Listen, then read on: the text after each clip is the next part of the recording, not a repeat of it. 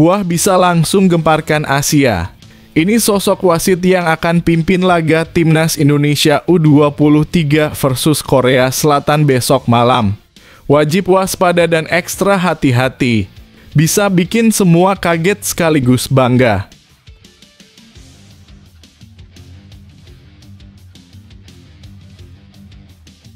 Hahaha, sok-sokan nantangin Timnas Indonesia, nanti dibantai nangis di luar dugaan usai singkirkan Thailand. Supporter Irak ingin jumpa Timnas Indonesia U23 di final Piala Asia U23 2024. Sampai lakukan hal aneh kayak gini.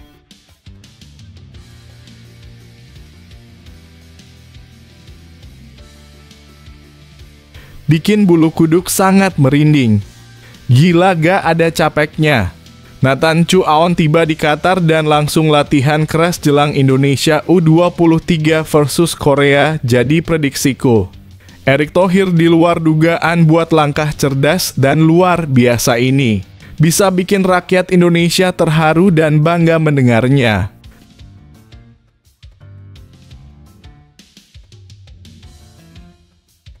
Ya Allah, kasihan banget dan gak tega melihatnya. Malaysia lagi-lagi kalah memalukan tadi malam lawan tim antah berantah level Kroco Tarkam. Sampai dibuat mengenaskan kayak gini. Harga diri Malaysia sudah hancur. Efek terus-terusan hina Indonesia sejak dulu kah? Ini faktanya.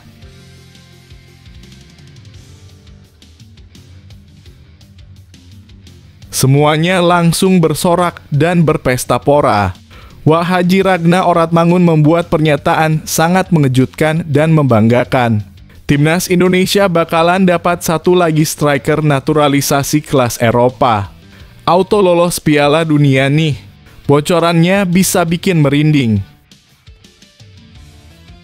Sebelum dimulai pembahasan, mohon bantuannya untuk subscribe channel ini agar tidak ketinggalan info Timnas Indonesia. Wah, bisa langsung gemparkan Asia. Ini sosok wasit yang akan pimpin laga Timnas Indonesia U23 versus Korea Selatan besok malam. Wajib waspada dan ekstra hati-hati. Bisa bikin semua kaget sekaligus bangga.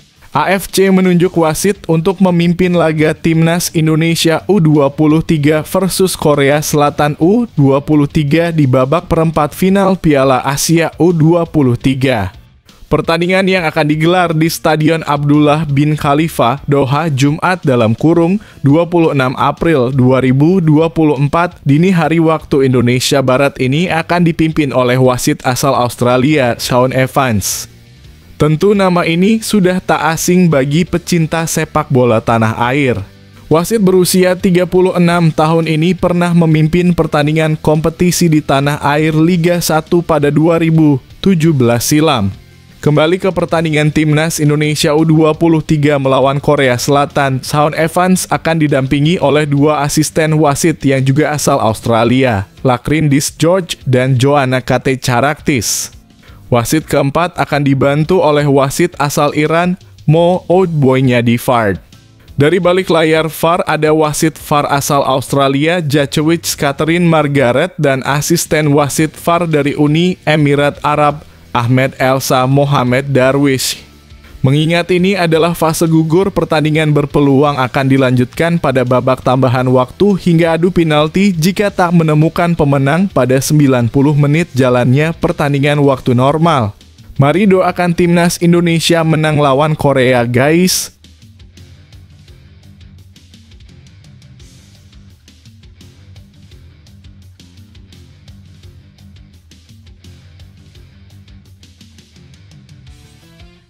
Hahaha, sok-sokan nantangin Timnas Indonesia, nanti dibantai nangis di luar dugaan usai singkirkan Thailand. Supporter Irak ingin jumpa Timnas Indonesia U23 di final Piala Asia U23 2024. Sampai lakukan hal aneh kayak gini.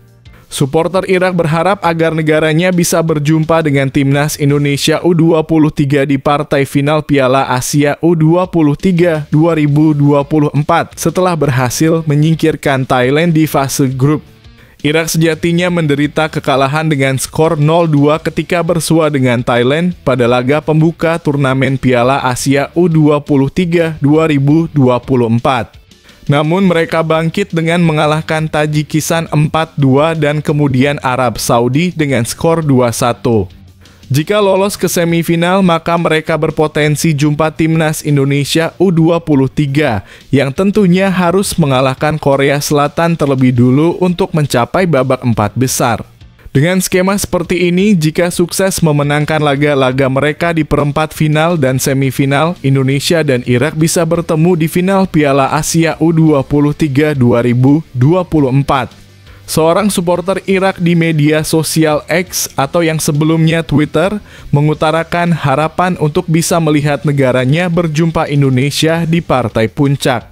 Final Piala Asia U23 2024 Irak versus Indonesia, tweet @IrakFootballPod. Timnas Indonesia memang sering berjumpa dengan Irak selama beberapa bulan terakhir karena keduanya tergabung dalam grup yang sama di kualifikasi Piala Dunia 2026 dan Piala Asia 2023.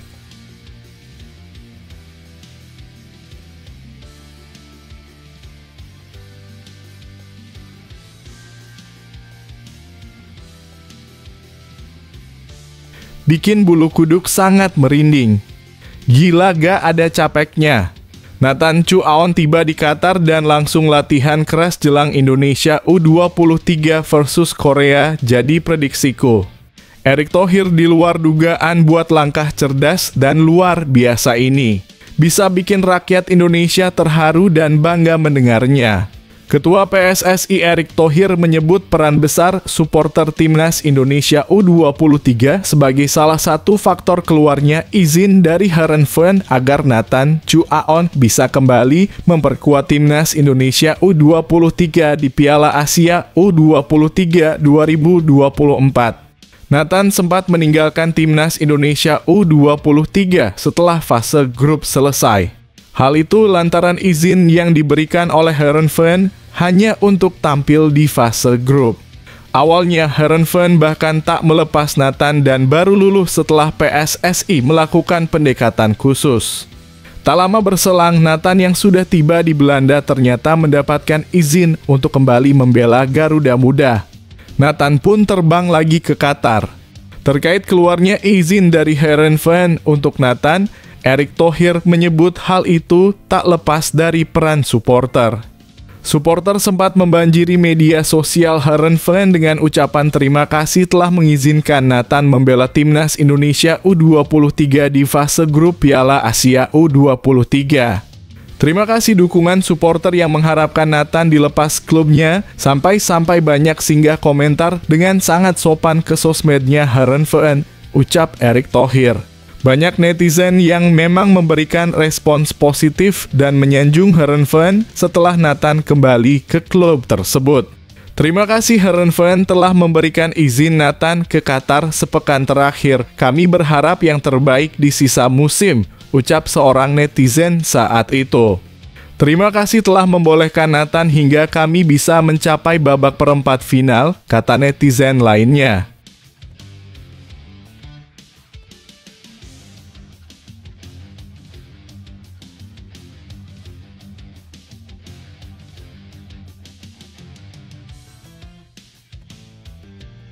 Ya Allah, kasihan banget dan gak tega melihatnya. Malaysia lagi-lagi kalah memalukan tadi malam lawan tim antah berantah level Kroco Tarkam. Sampai dibuat mengenaskan kayak gini. Harga diri Malaysia sudah hancur. Efek terus-terusan hina Indonesia sejak dulu kah? Ini faktanya. Malaysia menempati posisi juru kunci usai dibungkam Kuwait 1-2 pada laga terakhir grup D Piala Asia U23 2024 di Stadion Al Janoub Al Wakrah dini hari waktu Indonesia Barat. Harimau Muda menempati posisi juru kunci tanpa poin dari 3 laga. Ini karena Malaysia selalu kalah saat bersua Uzbekistan, Vietnam, dan terkini Kuwait. Sedangkan bagi Kuwait kemenangan ini membuat mereka bisa finish di peringkat ketiga. Meskipun itu tidak mengubah situasi karena Uzbekistan dan Vietnam yang melangkah ke babak perempat final. Bentrok Kuwait versus Malaysia sejatinya berjalan imbang. Kedua tim sama-sama bergantian menciptakan peluang untuk bisa unggul lebih dulu di laga ini. Namun petaka didapat Malaysia di laga ini. Mereka harus bermain dengan 10 orang setelah kiper Sheikh Izan melanggar dengan keras kapten Kuwait, Moad Al-Anasi dalam duel perebutan bola di luar area kotak penalti. Izan gagal menyundul bola sehingga kepalanya mengenai Al-Anasi yang langsung jatuh terkapar. Wasit tanpa ampun mengganjar Izan dengan kartu merah. Bermain dengan 10 orang, gawang Malaysia akhirnya kebobolan.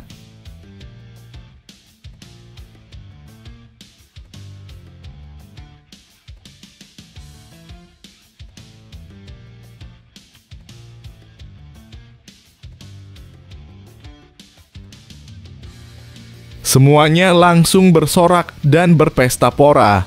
Wah, Haji Ragna Oratmangun membuat pernyataan sangat mengejutkan dan membanggakan. Timnas Indonesia bakalan dapat satu lagi striker naturalisasi kelas Eropa. Auto lolos Piala Dunia nih. Bocorannya bisa bikin merinding. Ragnar Oratmangun mengaku penyerang FC Utrecht Ole Romani sedang memikirkan soal naturalisasi agar bisa memperkuat timnas Indonesia. Hal itu diungkapkan Ragnar dalam wawancara di YouTube Yusah Nugraha. Ragnar diketahui berteman dekat dengan Romani. Dia cerita ke saya kalau sekarang lagi memikirkan tentang itu naturalisasi dengan baik-baik, ujar Ragnar. Dia bilang juga senang sekali melihat banyak support dari orang-orang. Ini hal yang harus dipikirkan baik-baik tentunya dan dia bilang kalau sudah memilih dia akan kasih tahu saya, ucap penggawa timnas Indonesia itu melanjutkan. Ragnar mengaku juga kerap bercerita soal pengalamannya bersama timnas Indonesia. Pemain Fortuna Sittard itu pun berharap nantinya Romani bisa mengikuti jejak membela tim merah putih. Tentunya saya juga selalu kasih masukan ke dia, pada akhirnya pilihan ada di dia dan saya juga nggak mau memaksa dia, katanya. Tentunya saya sering cerita ke dia tentang bagaimana timnas Indonesia dan kami ingin dia gabung juga karena dia pemain yang hebat. Romani yang baru berusia 23 tahun sudah berkomunikasi dengan Ketua Umum PSSI Erick Thohir soal rencana naturalisasi beberapa waktu lalu. Namun, ia masih menimbang karena juga bermimpi bisa memperkuat timnas Belanda.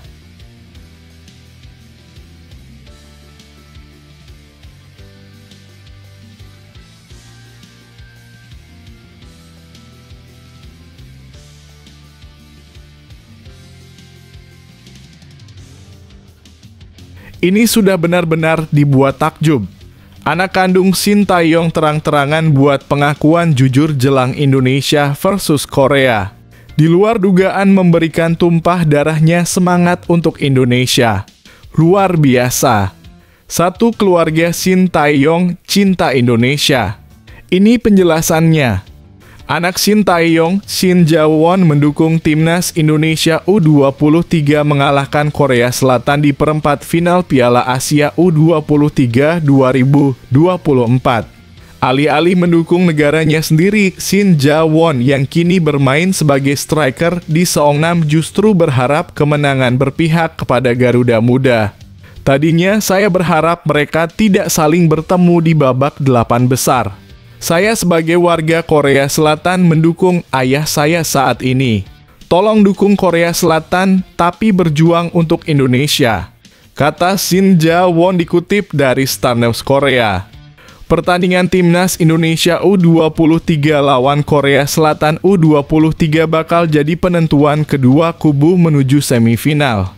Tak ada cara lain selain menang demi menjaga asa menuju Olimpiade 2024 Paris mengingat Piala Asia U23 merupakan kualifikasi dari pesta olahraga terbesar di dunia itu.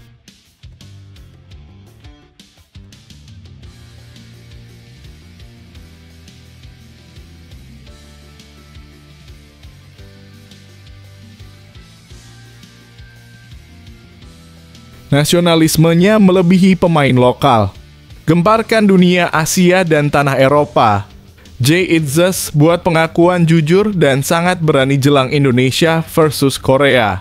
Sebut timnas bakalan kayak gini di Piala Dunia. Gila bisa buat tubuh gemetar mendengarnya. Pemain timnas Indonesia Jay Itzes mengungkapkan kekuatan utama timnas Indonesia yang membuat skuad asuhan Shin Tae-yong ini semakin dekat dengan Piala Dunia 2026. Bagi Jay Itzes, kemenangan atas Vietnam ini merupakan kekuatan dari keberagaman yang dimiliki timnas Indonesia, sesuai dengan semboyan Indonesia Bhinneka Tunggal Ika. Tentu keberagaman ini membantu karena kamu bisa memiliki berbagai tipe pemain dalam tim yang mana bermain di Eropa dan negara lain, kata Jay Itzes. Jay Itzes mengakui ada kebanggaan tersendiri yang dimiliki oleh para pemain. Sebut saja para pemain abroad yang membawa negaranya di mata dunia, hingga pemain lokal yang menunjukkan talentanya keluar. Saya pikir kami punya perpaduan yang indah. Kami semua bangga mewakili negara ini dan semuanya bekerja dengan keras, kata Jay Itzes.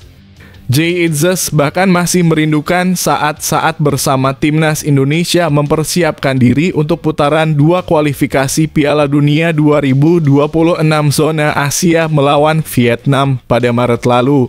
Pemain yang mendapatkan paspor Indonesia pada akhir 2023 ini mengakui setiap pemain sangat ingin membela negara. Ini bukan soal pemain tapi juga seluruh staf pelatih dan yang di dalamnya. Saya pikir ini sangat penting untuk mempengaruhi cara kami bermain, kata Jay Itzes.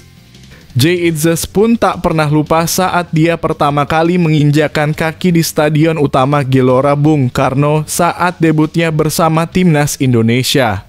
Sejujurnya saya menunggu dalam waktu yang agak lama, sehingga ketika momen ini tiba, saya sangat antusias, kenang Bang Jayadi. Game pertama tentu menjadi sangat spesial, saya merasakan dukungan dan cinta dari semua orang di sana. Saya tahu sebelumnya penggemar timnas Indonesia sangat luar biasa, tapi saya lebih mengapresiasi mereka setelah game debut saya, kata Jay Itzes.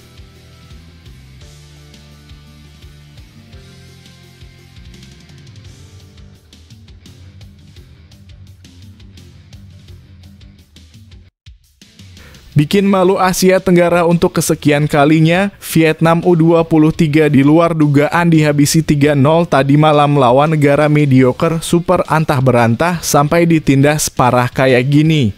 Fans timnas Indonesia bisa ketawa terpingkal-pingkal melihatnya. Uzbekistan menang telak 3-0 atas Vietnam pada laga pemungkas grup D Piala Asia U23 2024 di Stadion Internasional Khalifa Al Rayyan dini hari waktu Indonesia Barat. Kemenangan ini membuat Uzbekistan berhasil mengoleksi 9 poin dan Vietnam hanya 6 poin. Uzbekistan berhasil lolos sebagai juara grup D sedangkan Vietnam menempati posisi runner-up. Uzbekistan sudah membuka keunggulan saat pertandingan baru berjalan 4 menit. Tembakan kaki kanan Alisher Odilov dari jarak dekat ke pojok kiri gawang membobol gawang Vietnam. Vietnam berada dalam posisi yang semakin sulit pada menit ke-40. Ini karena Uzbekistan bisa mencetak gol ketiga mereka di babak pertama. Odilov sukses mencetak gol keduanya di pertandingan ini. Sundulannya memanfaatkan umpan silang Saida Zamat Mirsaidov menggetarkan gawang Golden Star Warriors. Tertinggal 0-3, Vietnam berupaya untuk bisa memperkecil kedudukan. Peluang didapat Huat Van Kang lewat tembakan jarak jauh yang masih belum mengarah ke gawang Uzbekistan. Keinginan Vietnam untuk bisa mencetak gol tidak kunjung membuahkan hasil. Alhasil, Uzbekistan bisa keluar sebagai pemenang dengan skor telak 3-0.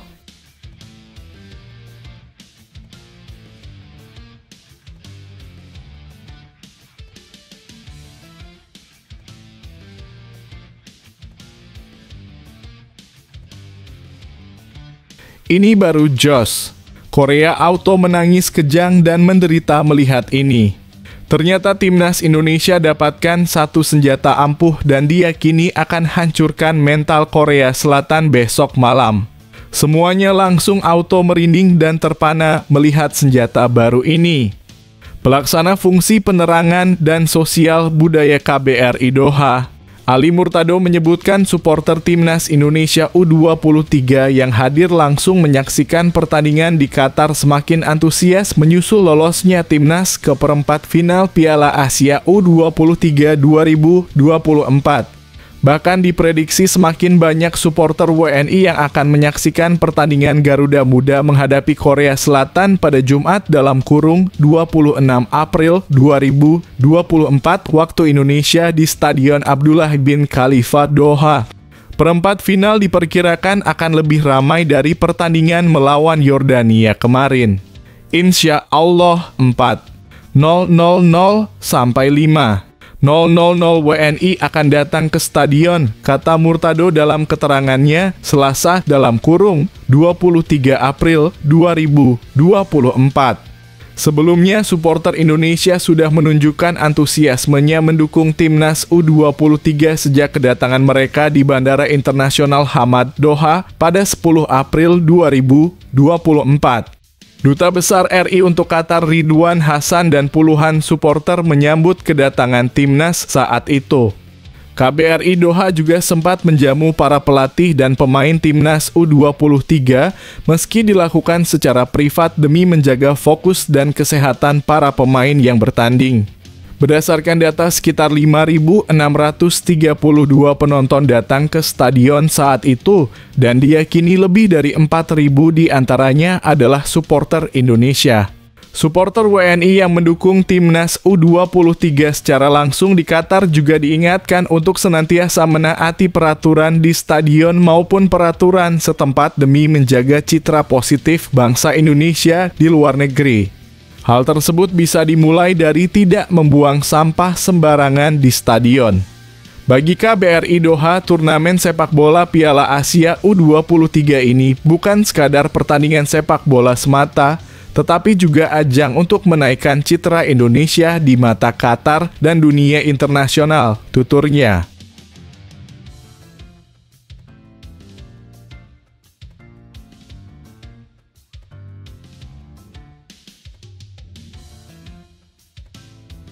Sangat memukau dan luar biasa. Shin Tae-yong sampai bikin takjub legenda Timnas Indonesia sekaligus pelatih asli Indonesia kelas Eropa kayak gini. Bikin kita semua bahagia dan guling-guling di pegunungan. Pelatih kenamaan Aji Santoso optimis Timnas Indonesia U23 bisa menang meski sang pelatih Shin Tae-yong harus melawan tim dari negara asalnya, Korea Selatan. Menurut Aji, ada untung besar Timnas Indonesia U23 dipimpin oleh pelatih yang berasal dari negara lawan. Menurut saya ada untungnya pelatih kita dari Korea Selatan. Paling tidak pemain sudah mengetahui karakter cara bermain STY. Tinggal bagaimana ketika nanti strategi STY bisa mengantisipasi kelebihan dan mengeksplor kelemahan dari Korea Selatan, kata Aji Santoso. Shin Tae-yong memang tak hanya berpengalaman sebagai pelatih Korea Selatan baik di kategori umur hingga senior. Sang pelatih pun berada di angkatan yang sama sebagai pemain Timnas Korea Selatan dengan pelatih Korea Selatan U23, Hwang San-hong. Aji Santoso menyebut cara tersebut membuat Timnas Indonesia U23 bisa bermain dengan apik selama babak penyisihan grup berlangsung. Permainan ini sudah terlihat di pertandingan penyisihan baik itu melawan Qatar, Australia, dan Yordania. Sudah jelas sekali bagaimana struktur, agresivitas, dan bagaimana pemain merasa mampu bermain 90 menit dengan tempo yang sama, kata Aji Santoso. Itu yang paling penting karena ini tentunya sudah dikenali bagaimana pemain sudah dibekali bagaimana cara bermain untuk menghadapi Korea Selatan nanti. Tapi juga dikenali dengan pelatih sudah membaca kelebihan dan kekurangan masing-masing, kata Aji. Yang terpenting bagaimana pemain-pemain bisa memanfaatkan dan menjalankan strategi pelatih dengan baik, kata Aji Santoso.